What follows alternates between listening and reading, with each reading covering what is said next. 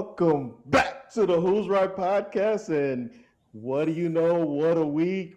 Are we back? Let's feel it. I don't know. But before we keep going, and I'm getting too hyped already, subscribe to the channel, like this video, let me know how you're feeling. Are you excited as I am? We kind of started the week a little shaky, but ending strong, and that's all it's about. It's about how you end. Victor, how you doing? Oh, how sweet it is. Love the baseball that we played this past weekend. That's the kind of winning baseball that we were expecting all along. When the offense is clicking, all guys are firing on all cylinders. Marcus Simeon contributing in big ways. Carson Bench leading thing, looking great in that leadoff spot. Um, Juan Soto doing Juan Soto things. Good defense all around. This is the team that we thought David Stearns was going to build, or that he had built in the past, and that we would expect this season. And let's hope that this is here to stay. Yeah, no, absolutely. And this is the offense we expected all year, right? We expected this team to put up points or runs, sorry, all year long. And and this is what I expected. I didn't know what we were going to get from the pitching rotation, right? We didn't know if Senga was going to return to his rookie year. We didn't know what Manaea was going to give us. We didn't know what Peterson was going to give us. We kind of knew what Freddie was going to give us. He's a solid pitcher, but we knew that his reputation is 5 innings Freddie. So he's a guy that comes and pitches every week, but not necessarily a quality start every week. So we already knew that going in, and we expected McLean to take another step to becoming that ace. And so and Clay Holmes to continue his run.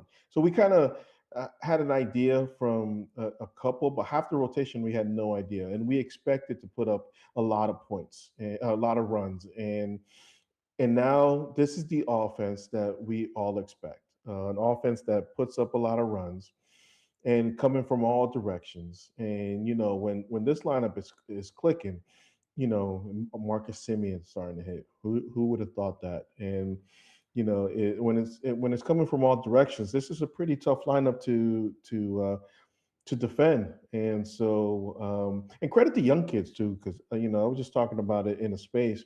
This is, I think it's the energy that they bring.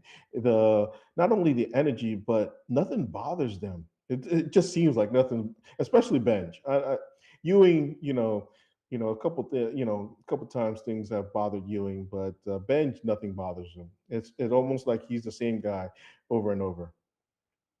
And that's the way should be. They're young in their careers. They're learning still, and these things that are constantly getting thrown at them, they can't let it bother them. I think that's what we saw with the baby Mets of the past, where they had all this pressure on them to perform, and when things didn't go their way, they started to fold under pressure. These new baby Mets are a little different, where things don't go their way all the time, and they're able to adapt and move on. And I think that's a big testament to the environment that the Mets have created in the clubhouse as well. That they're all contributors to the team. That they don't feel like they're rookies that have to still learn the position, but they're big parts of the team. But there's also no pressure on them. Juan Soto said it perfectly after the game, um, when he was asked if he likes playing with the young guys in the outfield, and just how he likes seeing how crazy they are running after balls and running all over the field. But he was asked if he takes on that mentor kind of role, and he said no, they're just my teammates, and I want them to feel like they're my teammates because they're equal contributors to this team, and that's the way it should be. And so I love it. The young guys are contributing just as much as the veterans, and this cohesiveness of talent is what this team should run on, and how the chemistry is going to fuel the rest of the season. Yeah, and we forget. how young Soto is. And, because at the end of the day, he's actually closer to their age than he is closer to Lindor's age. And so we kind of forget that he is just one of the guys for him. He's just one of the older guys. And when it comes to to those guys, and his kind of leadership is the leadership that, yeah, I'm your peer, and yes, I'm getting paid all this money, but his kind of leadership style is that you're one of the guys, and he's going to encourage you when you need it. He's going to say something to you when you need that. And I just love it. And so let's get into the recaps real quick, and because if not, we'll be here forever. And I know some people got to work and do all that kind of stuff. So the first week, start of the week, we we started, like I alluded earlier, we started the week horribly. Both Peterson and McLean are basically the story of the Cincinnati series, and they both gave up a lot of runs, and so to the point that Peterson is now in the bullpen, and Jonah Tong got the win on Wednesday, but only pitched 3 and 2/3, and also was giving up a lot of walks, but was able to get out of it. But the story of the first series with Cincinnati this week was the pitching. The pitching just didn't hold up, and McLean and Peterson gave up a bunch of runs. I don't know how else to put it. What else you got to add? Yeah, no. I think a lot of slack was given to the hitting in that series, as it should be, because the hitting hasn't been there all year. But I think the pitching is really the tail of the story, or the main point of the story there, because they fell behind early in each and every one of those games. And when you fall behind early, it's hard to come back, especially when you're giving up a couple runs and there's traffic on the base pads every time. It's hard to kind of feel like you're in the game when the other team is just dominating offensively. And so the pitching really just kind of let us down. We had some good bullpen performances from some people, but overall, it was just a tough series. And that Reds team is a good team. They're gonna be in playoff contention at the end of the year.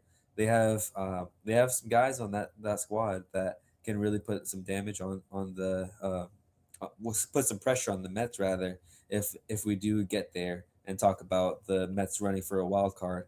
But it's tough, the seeing Nolan McLean struggle early, David Peterson being not where he we thought he could be, based off of where he was at the beginning of last year, and being relegated to the bullpen in this upcoming or in this past Miami series as well.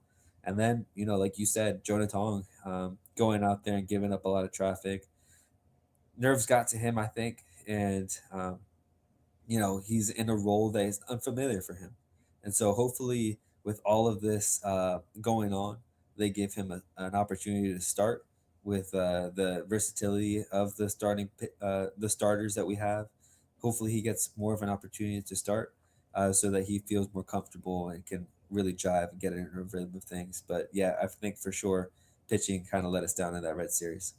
Yeah, no, for sure. Absolutely.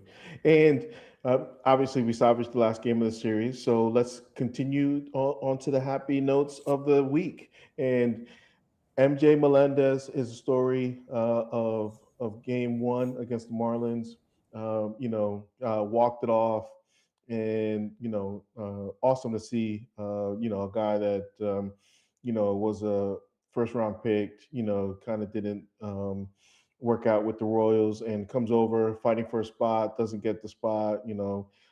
Because he didn't play a lot, and not only in the spring training, but in the WBC for Team Puerto Rico, and comes in and contributes when he can. And at times, we thought he was our best hitter for a while in the beginning of April when he came up, and he had the highest OPS on the team, and we were calling for this guy to play, and you know he gets his moment. He gets his moment to get that walk off on Friday, and I think that's we can talk about the bullpen usage and all that, but I think you know guys that you trust, guys that should have gotten through the game. Example Tobias Myers who got sent down. You know, we should be able to trust them and not get into the position that Tobias had to win that game for us. I mean, Melendez had to win that game for us. So I think the story of the game for Friday is MJ. MJ Melendez taking care of business for us. Yeah, and I knew I liked that guy. I knew I liked him from the beginning. I was advocating from him in the beginning, not only because he came up in that clutch moment, but giving glory to God. So I loved him sharing his faith after the game too, and that was Yeah. awesome to for him to give all the glory to God. But that game was a slugfest. It gave us all a heart attack. The pitching kind of wanted to. Um, Continue their woes from the Red Series. Freddie Peralta, man, is still trying to figure it out, and that start was not great for him, where he was giving up, runs. He was giving back runs almost every inning that we scored, and it wasn't until he was out of there that the Austin Warren shut things down in the 10th. So that was huge, and there was a couple of Tobias Myers. That was an interesting uh, bullpen decision from me because I thought he would have gone to Weaver in that game, especially having the day off and then having a setup man in the eighth, then going to Williams. It was an odd decision for him to be in that spot to give up the 2-run homer to tie it up, but not gonna the sulk over that because we ended up winning that game, and Yeah, it was a good game.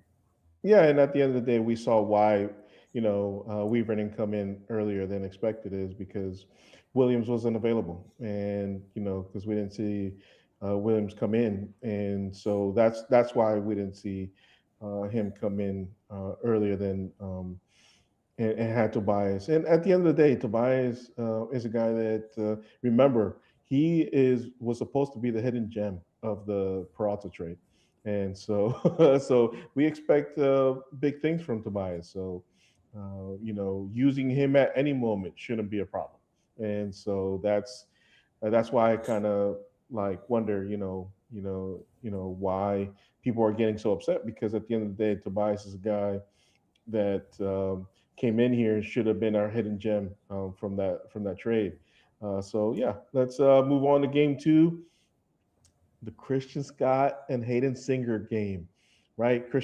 Scott gets his first win. He's been waiting 3 years to get his first win, and so love to see it. And Hayden Singer getting, journey, not a journeyman, but a guy who's been trying to um, get to the majors.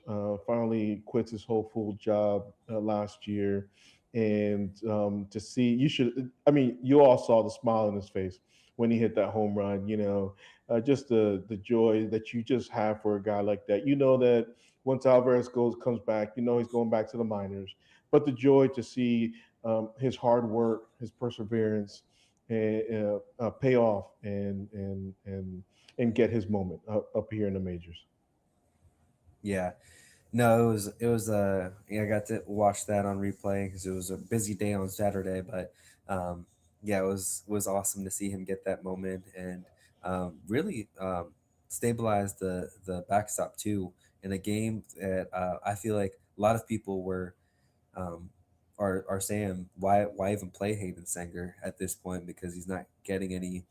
He's an automatic out, and he's not providing anything for this Mets team, and for him to do that was awesome.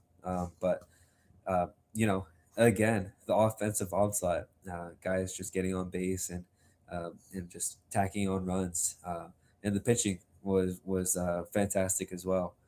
I know Christian Scott. was giving up some hits and some walks, but um, to limit the Marlins offense to one run was great, and to be able to tack on comfortably, and and for Williams to get some work in there too was huge. And so overall, good team win, and that you highlighted it. It was crazy that Christian Scott, that was his first win since that 2024 season when he debuted, but uh, good for him. I hope that there's many more to come. Absolutely. I think there is. I think he's going to have a good future. And last game of the week, Nolan McLean and Peterson avenged themselves. Nolan McLean pitches, well enough to get the win. Obviously, he put a lot of traffic on the bases today, but he got out of it, put it on, got into traffic, got out of traffic, and was able to get the win today. And Peterson gets a save, gets a 4 inning save, and doesn't allow a run. And it.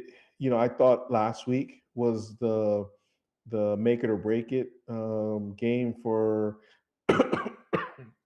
sorry about that. The make it or break it game for Peterson, but maybe it broke Peterson to the point that now he may be back. Who knows? What do you guys say?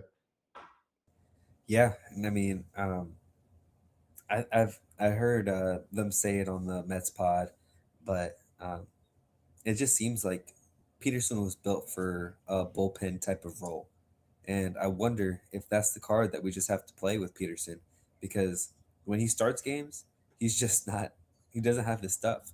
But when he's starting behind an opener or even coming in bulk relief like he did today, he just seems to pitch a lot better and more comfortably when I feel like he doesn't have that pressure on himself.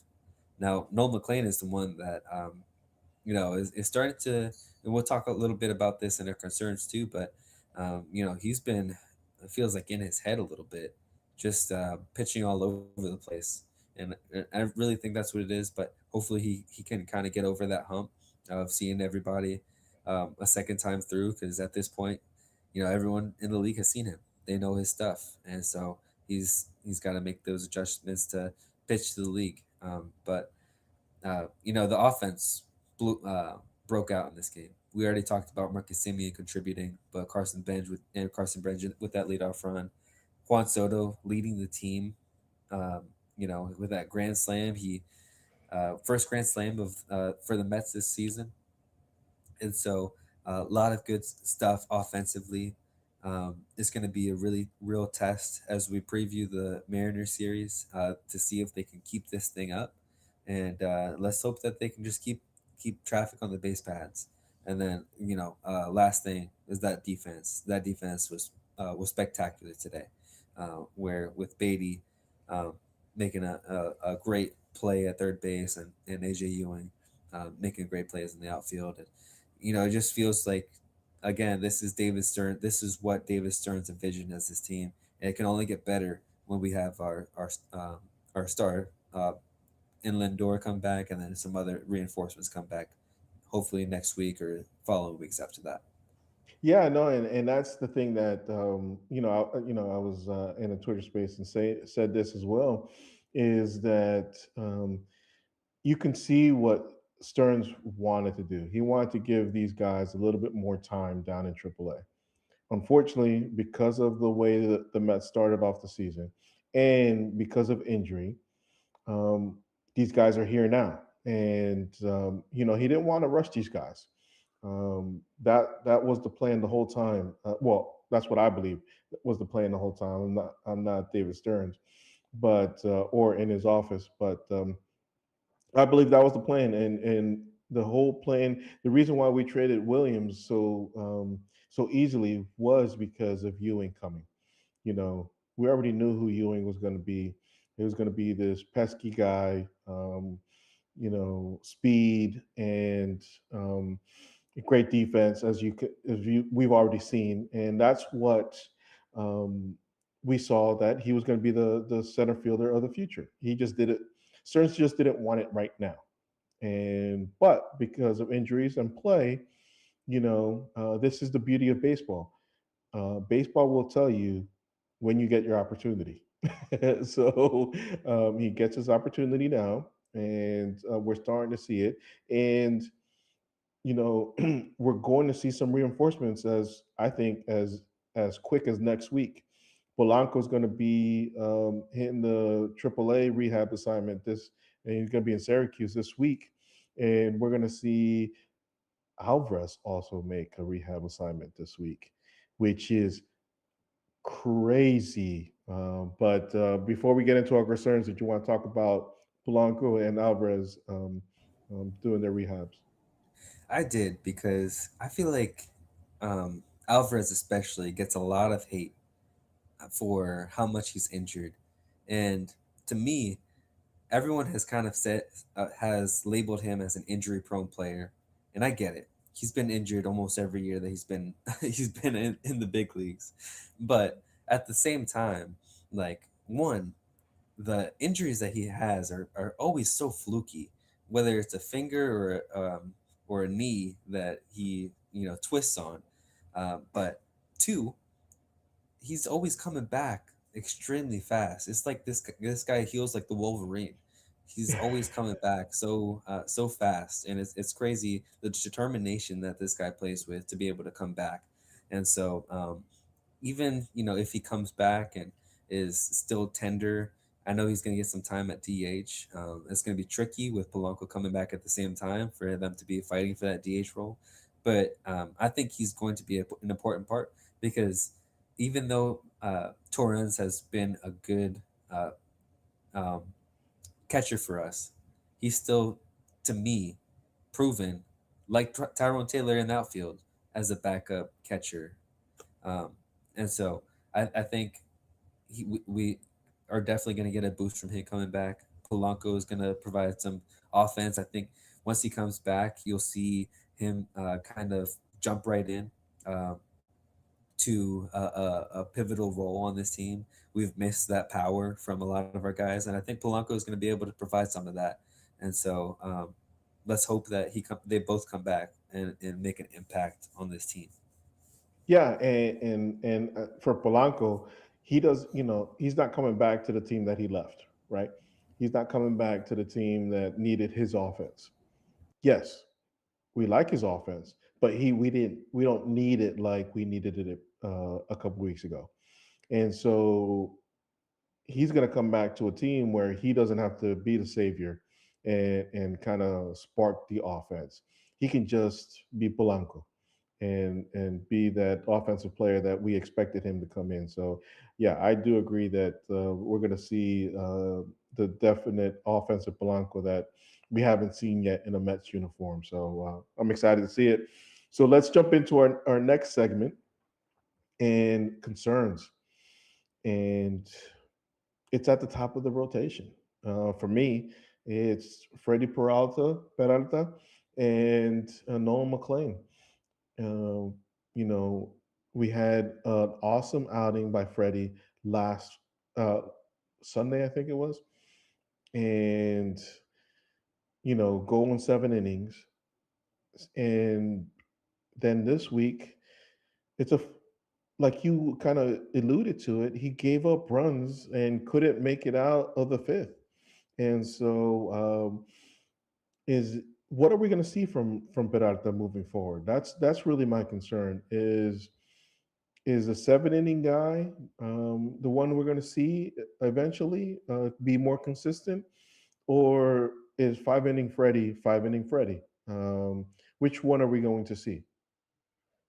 Yeah, and not even in this star, like you said, 4 2/3 Freddie for him, and um, it's the when he's given up those runs because I think we could all understand if he had a big inning or a messed up inning where he's putting up a crooked number because he just didn't have it that inning, and then comes back and shuts things down. But like for him, I feel like his whip has got to be through the roof because it feels like he's letting guys on base on each like in every inning, and then on top of that, he's getting into full counts with almost every batter. and so that's not going to help his case in being able to pitch into games that far. And I think you nailed the net. You nailed it. I think that since Clay Holmes has been down or went down for injury, we have lacked that ace at the that head of our rotation, and maybe the pressure has gotten to these other guys so that they're just pitching worse. But between Nolan McLean, Freddie Peralta, and everybody else, because there's really everyone else is you can toss is it just a toss up besides Christian Scott, who is just still young and trying to figure it out. Um, they're trying to find an ace of this staff, and they really don't have it. And so um, that was the top of my concern. But just to have a different one than you, the you know I'm not even I'm not even gonna kind of like nag too much on this week because we're going off of a high note. That's mainly my concern. That's as much as I'll complain about this week. I think we got to push the negativity away. But that is obviously something that has to be addressed, and it's not getting better with either Senga pitching horribly in the minor leagues, and or Shamanaya maybe coming back this week and making a start and hopefully coming back to his 2024 form. But let's hope that we do find some answers for an ace of the rotation soon. Yeah, and I'm not sure that pressure is what's getting to Peralta. He might be just who this guy is, because we got to remember he was the ace of the Milwaukee staff last year, and so it might just be him. But hopefully not. Hopefully he figures something out and he's not that guy. And hopefully McLean can start making adjustments to kind of um, get to the guy that we expect him to. Because we also got to remember McLean's also a young guy. He was never meant to be at the top of the rotation. So soon. That's the reason why we traded for Peralta. And so, like you said, we're not gonna harp on that too much this week. It's just something a little bit of concern. Hopefully they can straighten out in the West Coast and keep the ball rolling. But I don't want to harp on that too much. Shout out to Vinny in the chat. He believes tongs are ace. Hopefully, I don't. I could say I could go for multiple aces on this staff, and I'd be very happy. Have a killer rotation. And so, but let's move on. Obviously, there is no who's right out of this week. It would have been interesting to see which ones we would have picked. But Victor couldn't be here last week, so we didn't do this segment. So it's all good. So let's move on to previewing this next week. This next week coming up, we have our last road trip, West Coast road trip of the season, and it can't come soon enough. I'm tired of watching late games. I'm one of the sickos that watches every game, and I am excited that this is the last time that I get to watch a West Coast game. At least this late, and we play. We go to Seattle and then San Diego. Tomorrow is going to be a bullpen game against Sean Mania. Well, let's help out Sean Mania and be more relaxed in his outing, and let's get on this bullpen early and quickly, and then we got Tong, Vinny's ace on Tuesday, and I think we could. Um, dare I say, win another series. And, I am back on that bandwagon. And then we go to San Diego. Obviously, they got good pitching. And so, but, all I ask is for us to win series. We kind of did it kind of unorthodox. this past week with the sweep and one game. We technically came out with 4 wins, like we you're supposed to in a week. But let's do it a little bit differently this week and wins both series this week. What do you think? Absolutely, absolutely. I mean, um, Monday is going to be, or sorry, just this Mariner series in general. It's going to be a tough one because obviously we're going to be seeing good pitching, and it'll be a true test for these Mets hitters to really go out there to the West Coast to Seattle and continue to do what they've been doing. They've got to get on them early. Their easiest game, and it's not even going to be their easiest game, but um, because I think they're going to have a challenge with Emerson Hancock on the mound, but um, that's it. The trick is getting him out of the getting each of these guys out of the game early. Their starting pitching is their strength, obviously, and if you can get to that starting pitching early, get them out of the game, then get to that bullpen and wear them out, and that'll be tough. So we need some good at bats from Carson Bench, Bo Bichette, Juan Soto, AJ Ewing, all those guys that work long at bats. We're gonna need those guys to work long counts this upcoming series, and then the Padres. Even though they're a playoff team technically right now, I feel like they're also a beatable team. I feel like we can definitely go out to San Diego, and I hate, man, I don't want to say hate. That's a strong word. I just don't like the San Diego Padres. So every time, if we get to beat them in a series, that makes it just so much sweeter. Um, I'm still salty over the 2024 season and how that ended. And so I would love to see us beat and come out with a winning week, beating both of these West Coast teams. Yeah, no, for sure. And yeah, obviously I'm still salty as well. But we focus on the present and the future. And so win the series. Let's take these 2 series and continue this climb towards a wild card spot. We're 5.5 away from the wild card spot. This is still in the grass. It's a long season. It's the longest season in sports. I love it, but it is a long season. And who would have thought just 2 weeks ago would we say we're only 5 games out of the wild card race? And so let's just keep it going, keep the hot bats moving, and yeah, let's get into the next segment and final segment of the show. Pick our players of the week. I don't even know where we dropped off, so I'm gonna let you pick if you want to go batter or pitcher first. And but while you decide, the scoreboard says that I am up 3-1, and I love to see it because obviously the Padawan cannot surpass the master just yet, and so let's keep it going. What have you decided? Going hitter first. I'm torn between two tails. I really don't want to be let down again this week. So it's going to be a tough one. But hey, if I'm going to catch up, I got to pick the risky guys. And I'm going to go with Marcus Simeon to be my hitter of the week because he's coming off a great game, a great week, in fact. He had a great week, but he's going to familiar territory out in Seattle.